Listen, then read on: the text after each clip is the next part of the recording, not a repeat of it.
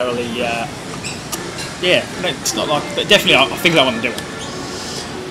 Do you ever get the same sort of attitude or feeling that like I was here yesterday, even though you're on a different trail, or I was here 3 days ago, a deja vu type experience at all? No, never. And that's now become a problem because I can't run my local trails at home because it is running the same shit. Yeah. On these, I mean, for the 8 months last year, every single day I ran 50, 60 or whatever kilometres. It's a completely different track. Well, that's why on Thursday I ran a slightly different course than usual because I just went. My wife was going, you're going to 10K, that's a 5K out and back that I do. She goes, I go, yeah. And then when I got to the top of the hill, I went, nah, I'm not doing that. I want to do something different. Yeah, it's going to be boring. Yeah. It's boring. I'm not about chasing times. I'm not trying to just track that same spot. No, I'm not. See, I'm more interested in the run. I want to just do a new adventure, a new course to challenge yourself. And New Zealand is quite cool for that because, as you know, in New Zealand you can be on the snow line and an hour later be in the wet steaming forest, and then be in the beach with the sunshine, like all within a few hours. That's kind of cool. And then for me, because I was running such long distances, I do that again in reverse. That's kind of cool to keep having those massive changes in landscape and seeing people, not seeing anybody, being in the complete wilderness. Talking about New Zealand as well, I mean, you ran from October to November? Was that when? December, 2 months. Yeah, 63 So, days. I mean, New Zealand's an interesting place from a weather perspective. I've tramped in January and been in a blizzard, and then you can have boiling sun the next day and you get, sunburn. How did you cope with some of the extremes while you were there? It's cool, isn't it? Yeah, it is really cool. It's so cool. But when you're tramping, obviously you've got a lot of gear and you're supported far more than when you're running and you're travelling very light. Obviously, presume you took emergency blankets and gear. You take the normal precautions with emergency blankets, spare layers. There's actually a fair bit of kit involved. Yeah. Which which is weight to carry. Extra weight, absolutely. Water's obviously pretty important, but the elements are so extreme, especially in somewhere like New Zealand, that you have to take gear for every situation. And there's lots of them. And and there's not much cell coverage or once you're out in the middle of nowhere. Did you have radio at all? No, well, I asked about it and inquired about it, but someone said, well, there's just sort of no point if you're because you can be in a different valley to your support vehicle, and then the radio's not going to work anyway because you haven't got that direct line of sight. So no point. So I always carry my spot tracker. That is my life. Oh, okay, yeah. Spot tracker is my lifeline. Upload. Yeah. So it's not communication, but at least someone knows where I am. Yep. He's dead, but we can find him. He's dead, but we know where he is. Well, here's a funny story for you. He's not moving. Day one. You have to bear in mind, I've run 5,500 kilometres across the Great Divide with this spot tracker. Yep. Day one in New Zealand with the spot tracker, I get to the finishing point for the day and go, where's the spot tracker? I lost it on day one of running New Zealand. Oh. But it's funny because you jump on the internet and you can see exactly where it is, but someone's going to go and take the 25k height run in to get it and then get back at it, so that's another 50 kilometres. So obviously I wasn't going to do that.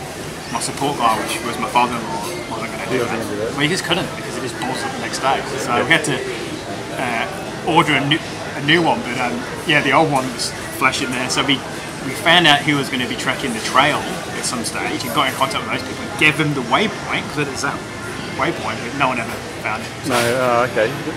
Was it tied to your pack? To your bladder? Clearly not, mate. Originally. It should be. So it must have bounced off at some point. No idea what happened. It could have fallen. Day one, it's a great start. A couple of metres into the bush and no one ever found it. Yeah, it was a good start to a challenge, isn't it? To reach your safety. It's a worry. So obviously no one was tracking you for that last 25k. Yeah, that's a worry too, isn't it? Going, he's not moving. He's probably sitting in a bar somewhere going, well, I know he's going to be 9 hours, so. He's at the pub. Yeah. Oh dear. Did you experience any severe weather after talking about obviously being prepared for it? Did you actually get to using your gear? Did you have any flash flood or serious river crossings? Yeah, absolutely. Yeah. I mean, the river crossings are probably one of the biggest things in New Zealand. Especially in NZ. Yeah. And if it rains a little bit, they become so impassable. Like, they're so dangerous. Slippery rocks and how fast they are, the big stoppers and Waterfalls holes. just cascading down, and you having to cross a metre where it drops off at 100 metres. Like, that's pretty scary stuff. And you have to deal with that stuff all the time. So you're just having your wits about you, which is very difficult when you're really fatigued, especially after a month of doing the same thing. You're on.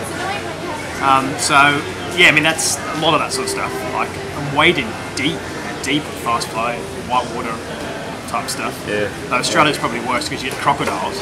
Had to cross the Daintree, remember? On the National Too, I Trail. remember that. Yeah. Wade across waist deep on the Daintree. Yeah. Where crocodiles eating some of the day before. Yeah. Well, you hope they did eat some the day before, so they're not. That's why they're also hungry. Yeah. Yeah, miss is worse.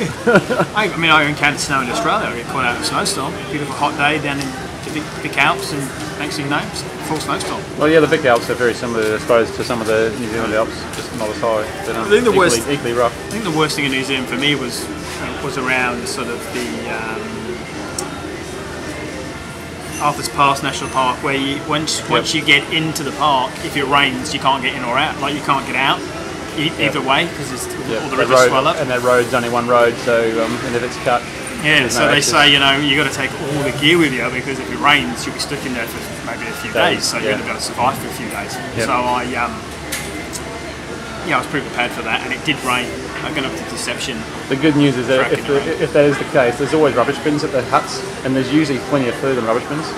Yeah, there's a lot of food being left behind. In fact, the best thing I scored was a way packet of to Tim tramp. Tams. Who lives a packet of Tim Tams behind?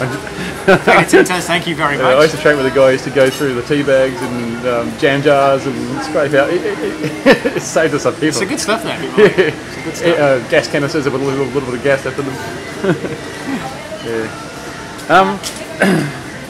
I suppose that's a fair bit about the older stuff. Let's talk a bit about Israel. So why did you pick Israel? Anything particular about the course, the country? Yeah, well, that's good to go and experience it and learn about it. I've never been that way on before. And obviously, only things that you see are on the news and stuff, which is probably not the nice stuff. But yeah, you push that political side away and just think of there's so much history there.